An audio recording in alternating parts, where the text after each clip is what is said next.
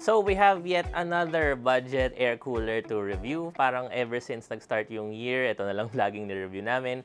Wala naman kami reklamo doon. And what we have here is the Snowman MT620 and MT660 respectively. When we say the word budget, we often associate that with compromised quality, cheaper parts, or basically yung mga magdadaling masira and pangit yung performance. But with these air coolers, that has not been the case. And with this review, we're going to see if these coolers from Snowman will continue that trend.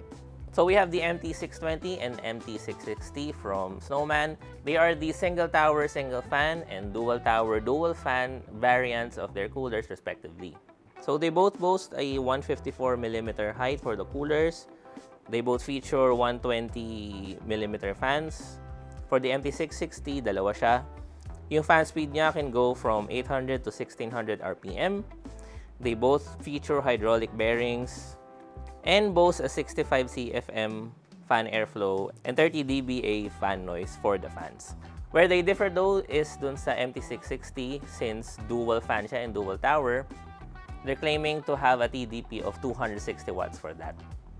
And isa pang special dun sa MT660 is that even though they're kind of both chunky, isa sa mga talagang features nila is that they don't interfere with the RAM. So before we go to the performance side, tingnan muna natin yung aesthetics niya. So we do have both the ARGB versions for these fans. And I got to say, nung nakita pa lang namin yung box niya, ginudge namin agad na parang ang pangit ng RGB, ang pangit ng color. But then when we fired it up, we were surprised na high quality naman yung RGB niya. We used a particularly high-end motherboard for our testing. And we were surprised na nagmamatch yung RGB nila out of the box. So this is a case of don't judge a book by its cover. So another thing, sticking with the RGB, is the RGB implementation. So RGB yung fans niya, pero meron ding RGB mismo yung heatsink niya. Aside from stuff like the AK Digital series from Deepcool, we haven't seen a lot of RGB recently in air coolers. And we have to say na very tasteful yung implementation ng RGB dito. So when we got to touch the heatsink mismo, it's very apparent na, I don't know how to say this, medyo hindi ganun kataas yung quality niya talaga. Compared with the stuff we've reviewed before, like the Thermalright, like yung Freezer 36 na sobrang titigas ng fins niya, eto, napansin namin agad na ang lambot, more like ang dali niya lang na mabend. Parang sobrang malleable nung pinaka-fins niya. Pero spoiler alert, hindi naman siya naging factor dun sa magiging usage natin mamaya. But we'll speak more when we get to that part.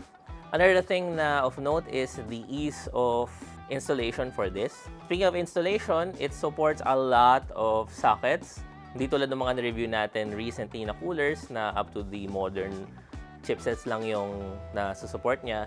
Ito, meron siyang support up to FM1, for example, ng AMD. And the number one thing for us PC builders here is hindi mo kailangan natanggalin yung fans to install the entire cooler. It comes with a very slim Phillips screwdriver. And there are actually holes mismo dun sa face ng cooler where you will be doing the mounting for it. You don't have to remove the fans. And that's a really convenient thing. Kasi especially if you have particularly small cases and you have big hands, medyo mahirap minsan na talagang to get into that para makable manage mo pa yung mga fans. Not in this case, very ingenious yung mounting mechanism nila. So for the main event, dun sa performance niya. For testing, we did use a 7800X3D, an A620M motherboard, and for the tool, we used Cinebench R24. And for the testing itself, we used 30 minutes of Cinebench R24. This is in an open case setting to basically isolate the performance of the cooler itself. And ambient temperature is at 22 degrees. And here are the results. We can see that both the MT620 and MT660 basically have very similar results. The dual tower variant scoring a bit higher than the single one, and it matches the AK620. We also saw them getting a bit more degrees in the temps, both in the average and the maximum, but within reason. So for example, the MT620 is only 4 degrees higher than the AK620. They both average at around 80 to 81 degrees, reaching a maximum CPU package power of 83 watts. Basically very similar to the budget giants that we've reviewed before. So in conclusion, what we've seen here is that even though this is a budget option, it can trade blows with established names like Arctic and Deepcool and Thermalright. Pero ano yung nagsiset apart sa kanila? Currently, wala kaming makitang official pricing for this. We've just based it off of AliExpress, yung listing nila doon.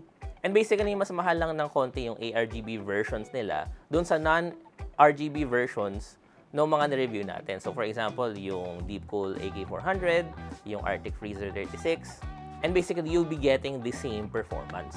Yung pinaka-advantage lang nila would be the ease of use in terms of how you're going to mount it.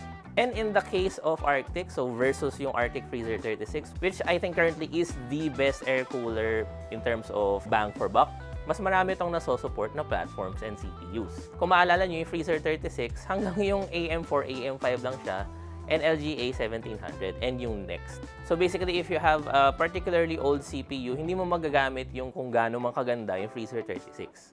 So maybe this is something na you can consider. Another is, honestly, nagagandahan ako dun sa aesthetics niya. I'm sort of in between my preference in RGB right now. Sometimes I like it, sometimes I hate it. Yung current na setup ko, wala siyang masyadong RGB right now. But I still can appreciate yung mga tasteful na implementations ng RGB. And this has it. So, do we recommend this product? Of course!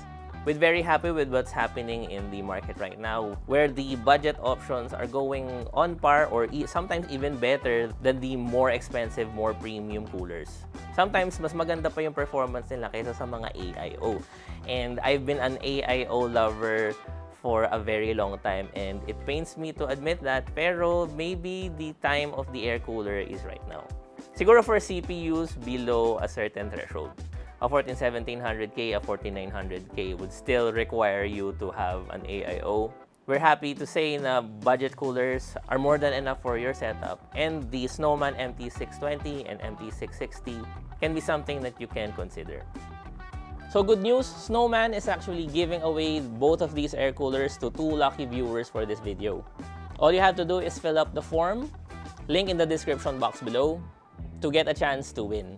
However, to increase your chances of winning, make sure you're a member of the following subreddits, as well as the Hardware Sugar Discord. Just send us a screenshot as proof that you're a member, and each screenshot will net you 1 more chance to win. So just like our past giveaways, you do not have to send multiple entries. Just make sure you're a member of the following communities. More details and the terms and conditions for the giveaway in the description box below and in the form itself. Good luck and thank you for watching.